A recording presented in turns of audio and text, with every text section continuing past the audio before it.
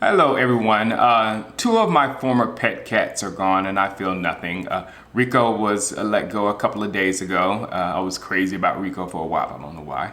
And Lance Lenore became a favorite of mine in camp last year. And this year, I think I told you that out there, the other receivers were doing so well that Lance was like getting lost, that we didn't even see Lance. And another one I'm telling you to watch out for is Noah Brown. I haven't seen Noah Brown. You know, he's been injured or whatnot, but he's in danger of also because of that receiving core being the young guys is out there so good. So on that note, I have 3 videos out on the channel. I'll put them here or here somewhere. I'll put them somewhere. But the link to the playlist will be in the description as well.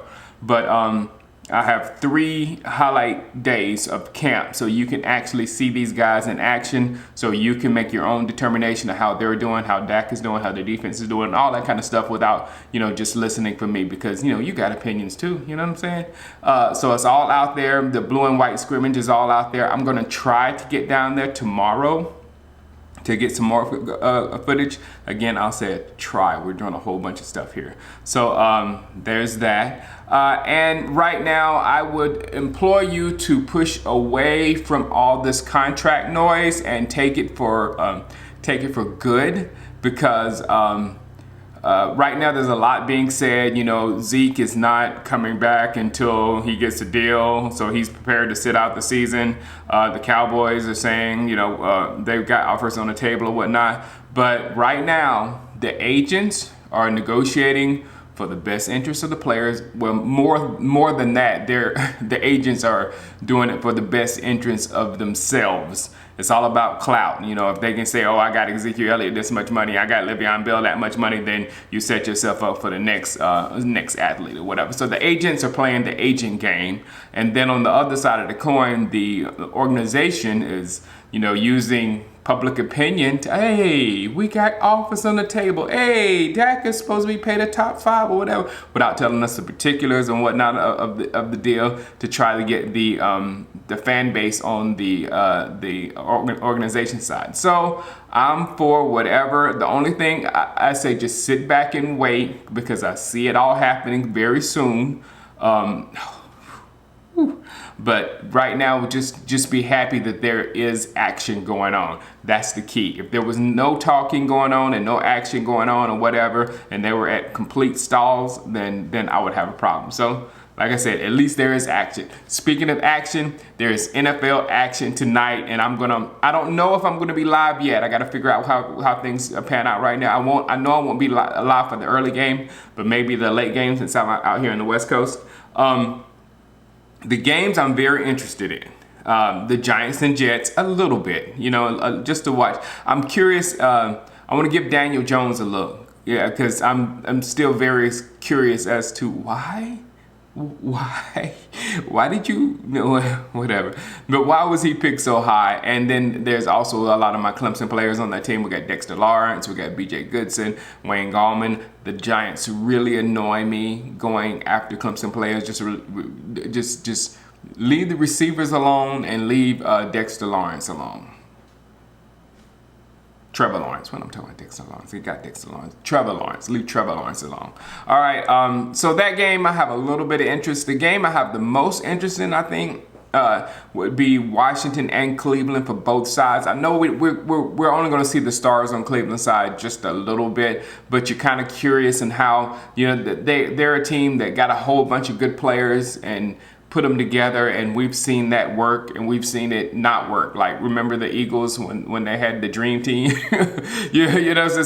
in the NFL is a team sport, and you need 11 guys on one accord to win. It's not necessarily the 12 best guys will win. That's just the way it is. I want to see Dwayne Haskins in action. And it's not because I think greatly of Haskins and I'm a Haskins fan and all that kind of stuff. I don't know. I don't know much about him. You know what I'm saying? He didn't play that long in college, and we don't know about his college time, if he was as good as he seemed to be at Ohio State. But who knows? The reason why I'm very interested in Haskins, because I've said this over and over and over on this channel, that I believe the Washington Redskins are our number one problem in the division. I really believe that. Someone asked me at training camp when I said that, he said, do you think they could do it with a rookie quarterback? And I was like, didn't we make some noise with a rookie quarterback just a minute ago? I mean, no, excuse me, not a quarterback. That, at least Haskins was widely assumed as having the best arm in the draft. That's what just about everybody, all the scouts said. Haskins has the best arm. Haskins has the best arm.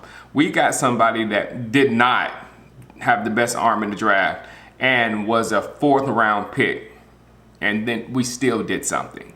You know what I'm saying? We still made noise and was a crazy Green Bay pass from advancing in the playoffs. So they have the reason why I feel like they're going to be our number one problem. They're built very similar to us from the inside out. Right now, the Skins have almost as much as we did when we made that run with Dak as a rookie. You have the offensive line. I can't not talk about the offensive line first. You got the offensive line and the offensive line coaching, which is huge because even people that you don't think are going to be that good, you know, can get coached up on in that scheme. And you also have the running backs, which are nasty. The running backs are nasty. Darius Geis will be have a chip on his shoulder trying to show everybody, because you know he was mad at his draft position, then he got hurt, so you know he's busting to play. You have Chris Thompson, who is a he's a serious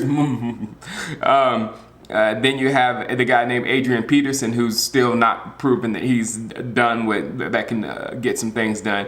Then you got Bryce Love, who was a top NFL prospect before he got hurt out there in Stanford, who's also pretty nice running back. And then you got, I hope I say his name, Samaje Perine. I would butcher Perine, but I think Perine is how you pronounce it. Who's a thug in itself. So that's a deep running back core. you know what I'm saying? So you got that running beside the offensive line. Your quarterback, all he needs to do is do some play action passing here and there. The receiving core is not good, but the tight end is good as long as he stays healthy. So the Washington Redskins on the offensive side of the ball, they can get some stuff done because they can run the clock, and then they can play into the hands of their defense, which I think their front seven is going to be is a main problem. They have those two monsters from Alabama, and I think it's Ioannidis. I can't pronounce his name, whatever. Then they got a rookie, super fast rookie rushing linebacker on one side, Montez Sweat, and then you got Kerrigan on the other side. So I mean, a decent experienced secondary. That's all I'll give them on the secondary. A decent experienced secondary. But that's the team I think we're going to have to deal with. So I want to watch them. Remember I said the Skins. The Eagles are playing tonight as well. I have zero interest in watching them whatsoever. I'll see them during the regular season. Outside of the division, there's one game I want to watch. It's if I'm live, this is the game I'll watch.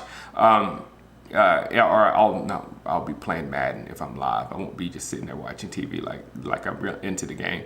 But outside of this division, it's going to be Cardinals and Chargers because I want to see Kyler Murray. I've been waiting to see that thing in Arizona ever since he got there. This is another one of my preseason calls, the Cards. You remember I said the Redskins, and remember I said the Cardinals. I see the Cardinals have the possibility of being really good. I mean, really good. As much as I didn't like at all the way they got rid of the old coach and brought Cliff Kingsbury in, I think that was really smart because you got a rookie quarterback that already knows his offense and a coach that already knows his quarterback, and then on top of that, you got the weapons that Kyler Murray has on the wide receiver core.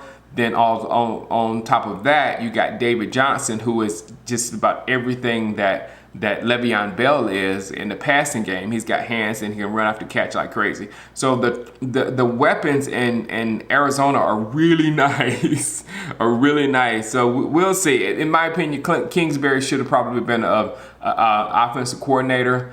and they got an experienced coach, coaching up the team. So, then I would be really high on the Cardinals. So right now, I'm just high on their talent because I think they have a talented team that will gel quicker than normal just because of how they were put together. But all right, that's my day, and I will possibly see you tonight. If not, I'll see you tomorrow in another video. All right, guys, holla at you. Peace.